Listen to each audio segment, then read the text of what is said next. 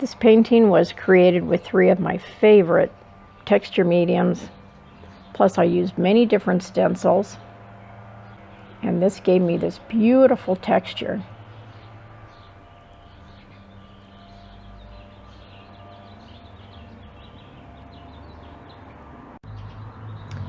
One of the textures allows me to actually build up the surface. So the rocks at the base of the painting just stand right up off of the canvas. I absolutely love working with these textures.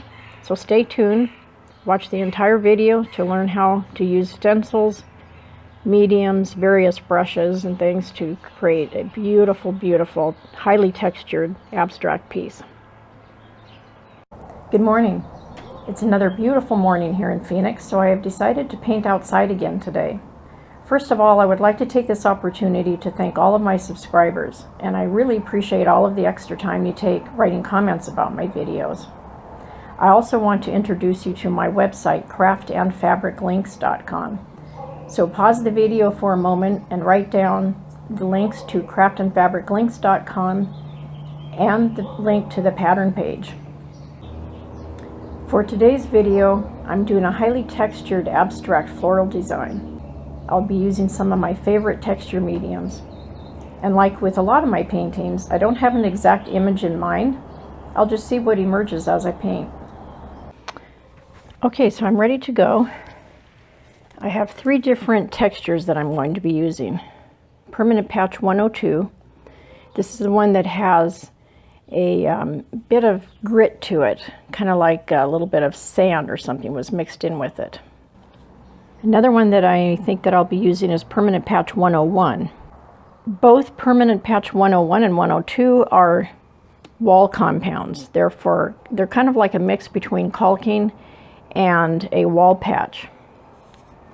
And I keep them in these Ziploc bags because these lids tend to not go on real tight, and it will dry out in a place like Phoenix unless I keep them in a Ziploc. My third medium is Dry Dex Joint Compound. I really love this because I can build up a bit more of a texture. The wall compounds are really great for laying down texture, but this one is one that you can actually build up and have more of a 3D effect. And if you look at the image on the screen right now, that is my Northwest rock wall painting. And I really recommend that you check out that painting even if you don't plan on painting a rock wall. It teaches you how to use these various mediums and build up the depth and dimension. And I also use a clear glaze to create the dripping water effect. And you can use those various techniques to get a lot of really nice effects on paintings. And the other 2 things that I have are my palette knives, and then I grabbed a couple of, actually a little batch of stencils, because if you want to try that, you can also lay down a stencil and put down some wall patch. And I think I'm going to do that today just to see how that looks. So I'm planning on having some kind of a pot here that would be the plants.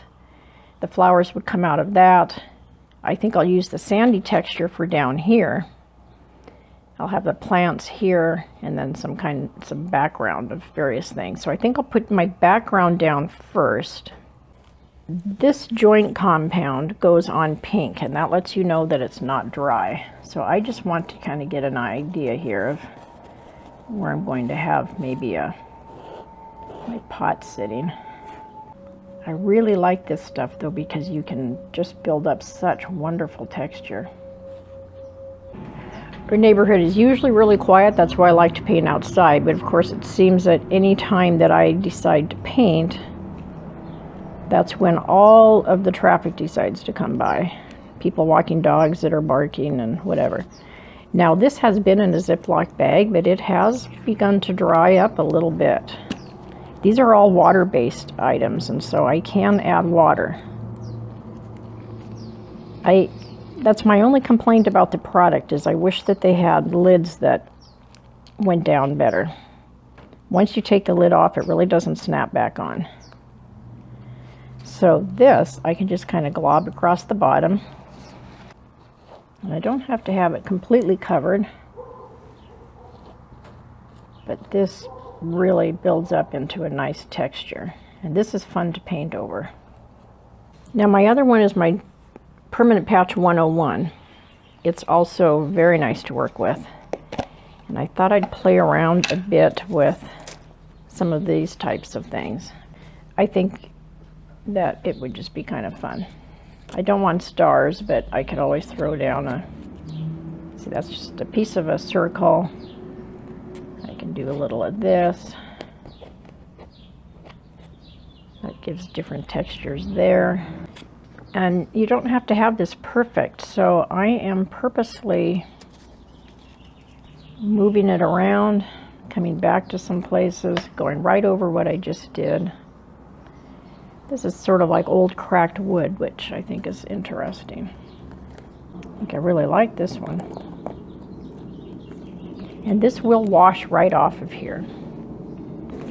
I kind of like these flexible type stencils. They're easy to work with. Now up in here I'll have my flowers, but I still need to have something down here. This might even work as, this could even work as stems or something. I could add a little to that, and these can look like it's supposed to be here. Not sure yet what that'll be, but I'll determine that later. This is yet another texture here, smaller type texture. I might do some of that over here. Now this piece is actually supposed to go in cabinets. And I found this at either Lowe's or Home Depot. And I thought that would be really nice if I wanted something. It's almost the size of one of these. And if I wanted to do that over the entire background, wouldn't that be pretty?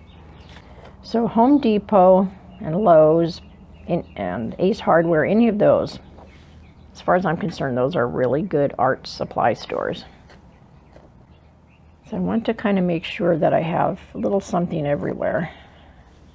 Not really any missing areas. I don't want absolute little X's though either, so I may just come back and kind of go over a few of those.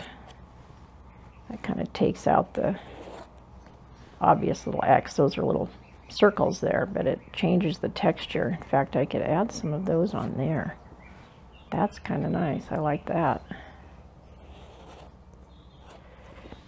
So when you're doing this sort of thing, you're just kind of playing. But I will let this dry now, and once it's thoroughly dry, I'll come back and start painting. And when I paint, I can use a brush or a palette knife. I'll probably use some of each. But because this is really textured, at this point, a brush would probably work better. So this gives a close-up view of the texture that I just put down.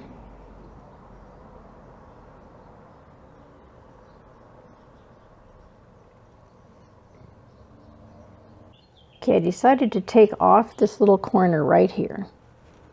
I decided that it would look better if that wasn't just straight across on the bottom. Okay, now I'm ready to start laying down my paints. And I'm using all acrylic paints, and I have them listed here for you. This is the Alizarin Crimson, this is Yellow Ochre, this is Aqua, Payne's Gray, Warm Gray, Burnt Sienna, and Ultramarine Blue. This is Titanium White. This is Titan Buff, which is just an unbleached version of Titanium White. And this is Warm Gray. So you can see that Titan Buff is a little bit more to the yellow than the Warm Gray. And this is Burnt Umber. So I think this will make a nice set of paints to start with. So I have my cup of water. And I just have napkins that I use for dabbing off excess water. I have various paintbrushes I'm going to try. Because this has texture to it, I want to be able to make sure I get the paint down in there good. So I need to have a really good base coat of paint. I think just for fun, I'll start with this brush. I don't know that I've used it before with this type of thing. But you never know how you're going to like something until you try it. So I'm going to pick up one color and a little bit of another color and just start putting it out there. See what I think. So this gets the paint down in there pretty well. And this is just the background coat. I'll come back later and put in upper layers, and the more you layer, the better it looks. I need to get a good base coat down of something, and my eye just kind of went to the aqua, so I'm going to go with that. This painting I'm going to keep in mind as well.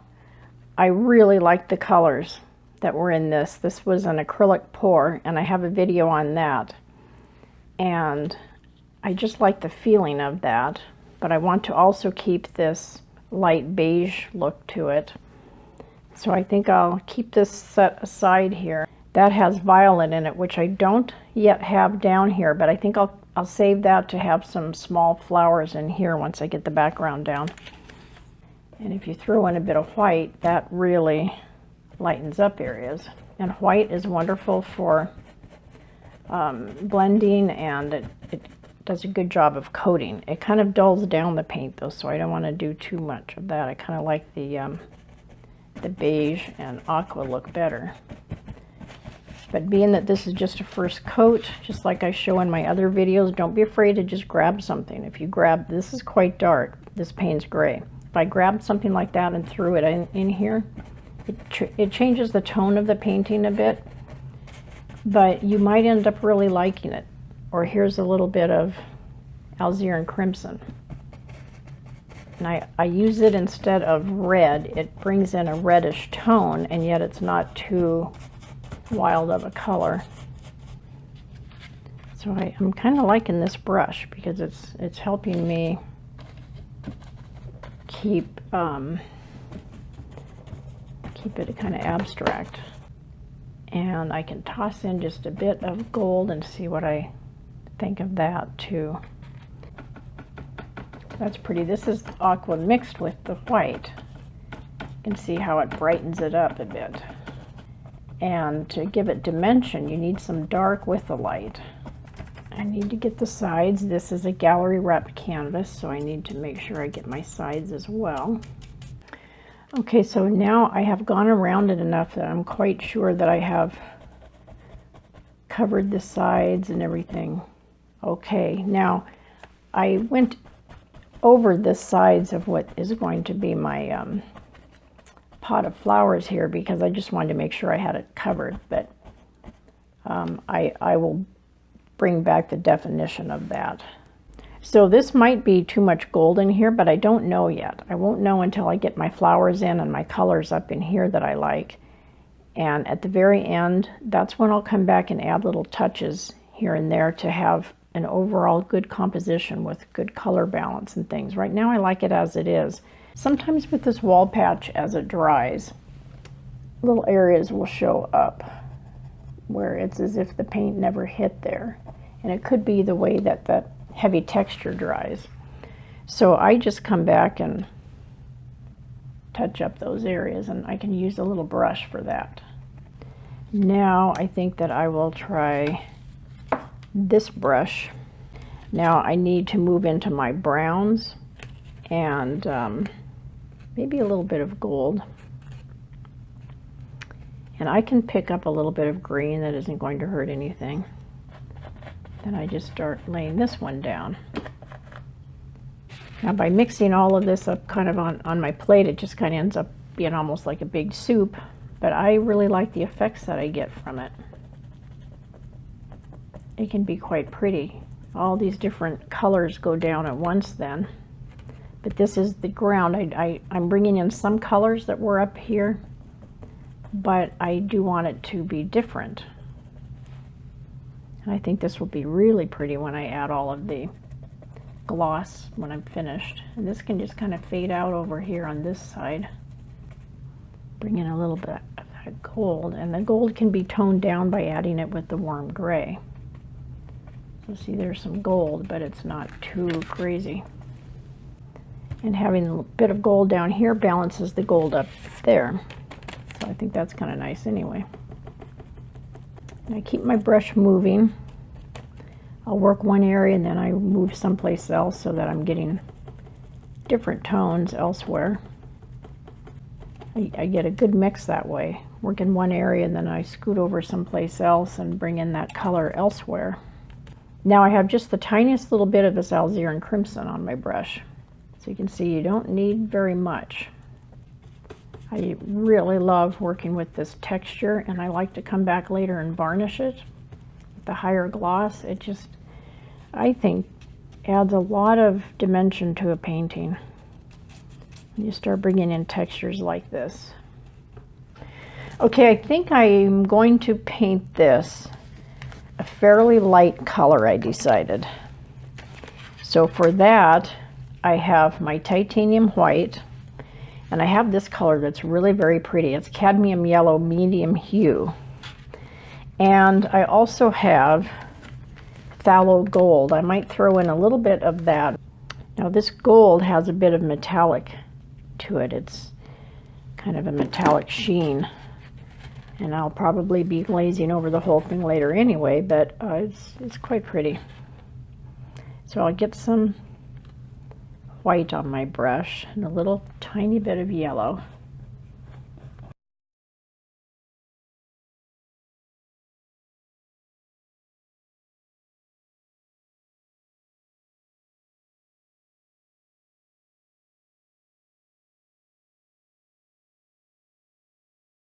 And even though this is sort of basically an abstract, there are still certain rules that I want to follow. And this is sort of the dark side back here, so I'm going to toss in just a bit of this tone on this side. That kind of makes it seem like that's a little bit in shadow over there. Now I'm purposely not having perfect lines on the outer edge. I'm just letting that be a little bit fuzzed out.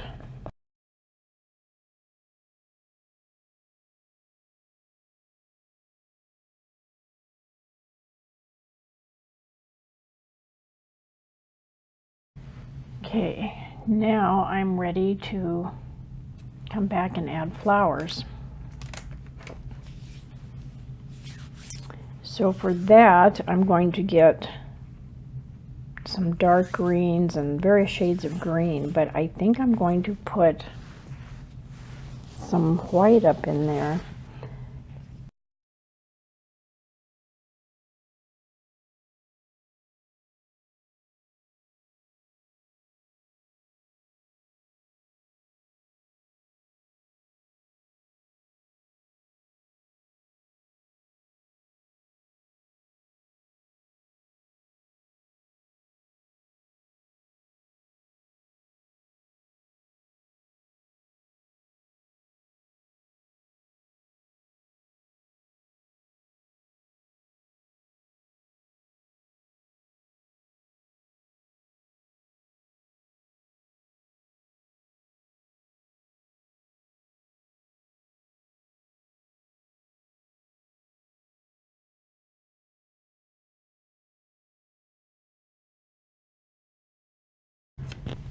So now I can start putting some purples up in here and just see what that looks like. See, that's pretty there, I think. And this is the darker purple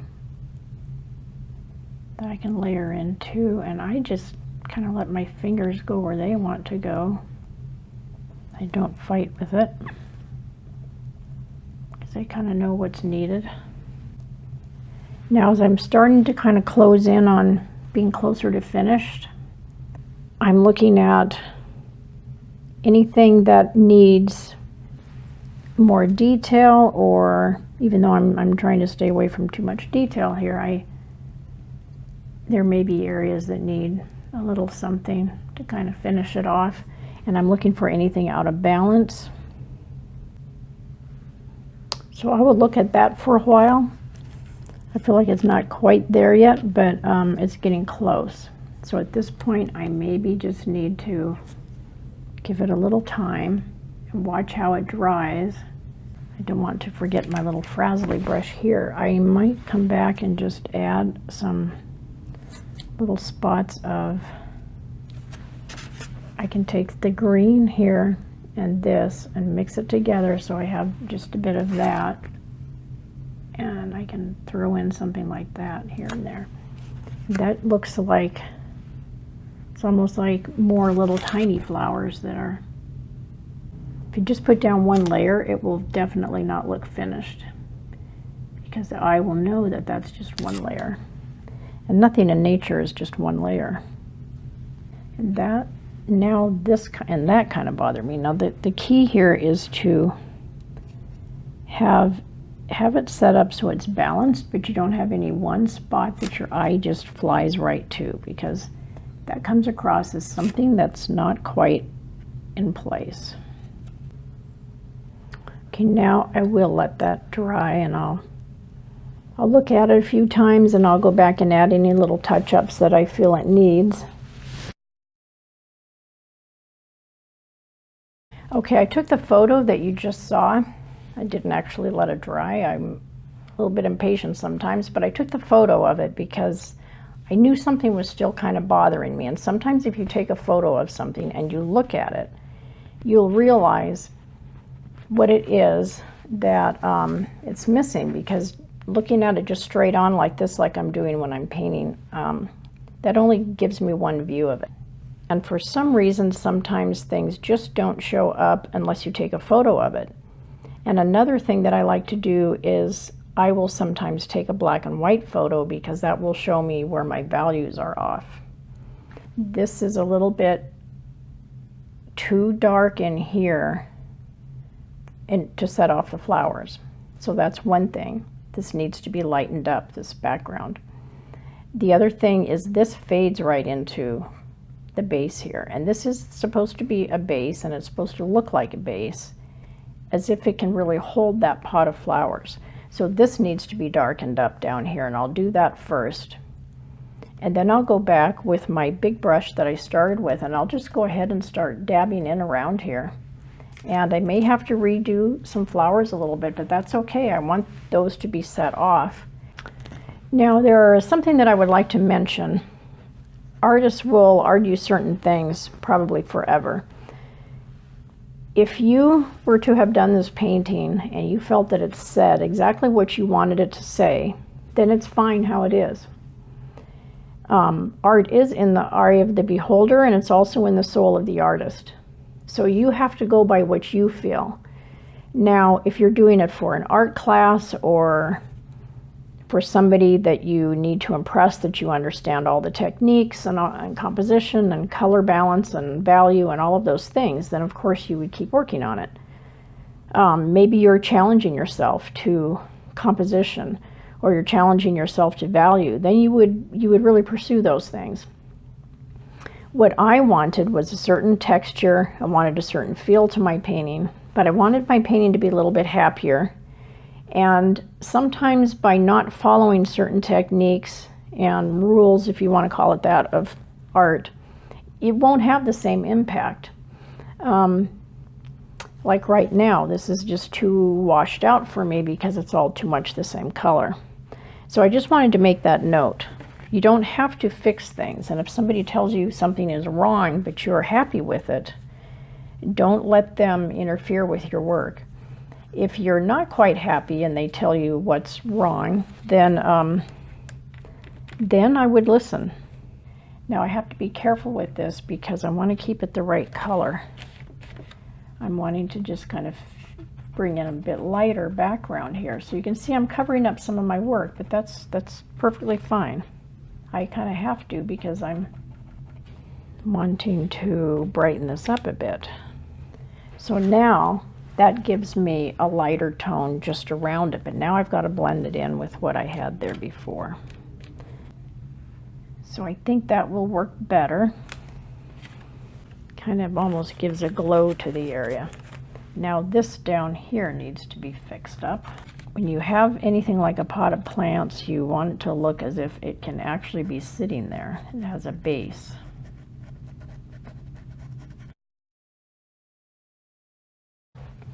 Okay, I took another photo of it that you can see on the screen there.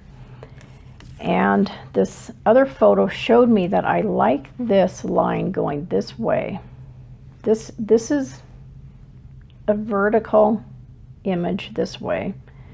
this comes across here and goes down a bit. I decided that it would be kind of more interesting if this piece here, it's almost like this is the ledge here and this is sitting in it. This is sitting on top of a rock face. But if that came up a little bit, I think that would look better. Just filling this area here to be part of this down here rather than sitting down in a hole. It just doesn't, it doesn't hit me right. And then emphasize this diagonal a little bit more. And I don't think I have to have anything up in there. I think I just need to emphasize this diagonal, bring a little bit more attention to these little sprays here and add a bit up in here. And I like this piece here. It looked really nice in the photo. I could add a few more of those. It's almost like another type of flower. So I'm going to work on this little area. I don't think I'll do any more. Okay, so I'm going to zoom in here. I'll just come in close so you can see all of the texture. It's just beautiful texture in here.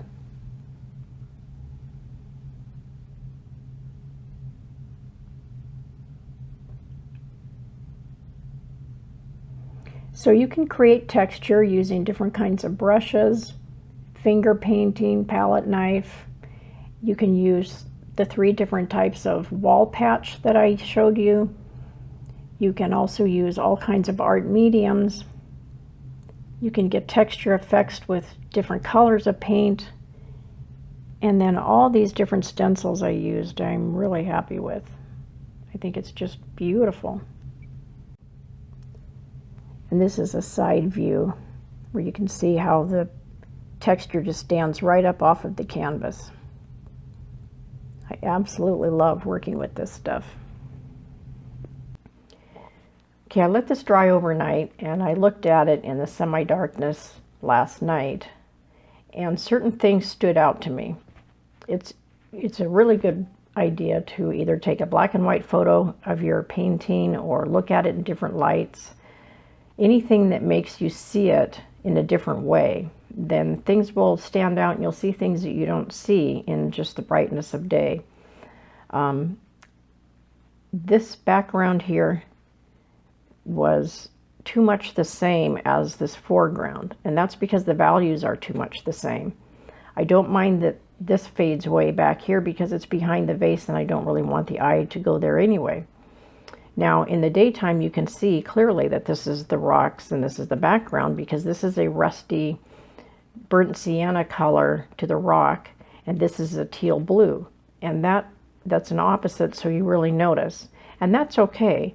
You can create distinct edges and shapes doing that, but I kind of feel like this is just too dark compared to this, or this is too dark compared to that. So I've decided to change that by lightening up either the rocks or the background. So I'm going to look at it a little bit and decide what to do there. The other thing is I don't like this shape back here. The way this is a vertical stroke, it kind of makes it look like a piece here just sort of chunked off of the base. And I don't want that. I want this to be curved like this side. I don't like this little corner here still. I want this to be more of an edge coming down of the vase. So that stands out. You can see just when I put my finger there how that changes.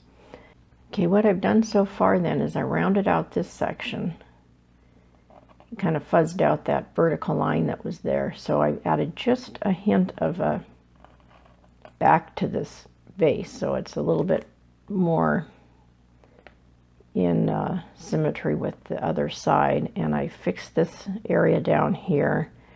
I re-emphasized this edge of rock here, and I added just a little hint of white on that side, so you can see that that is the edge of the rock back there. Okay, I brought in just a little bit of lightness down here, so I think there's balance. I could have brought in some light gold down here to set this off too, but there's gold here and there's gold here and gold up here, and that would have sort of squared it in, so I didn't want that. I have gold here and I have gold down here, so that's sort of balanced that way.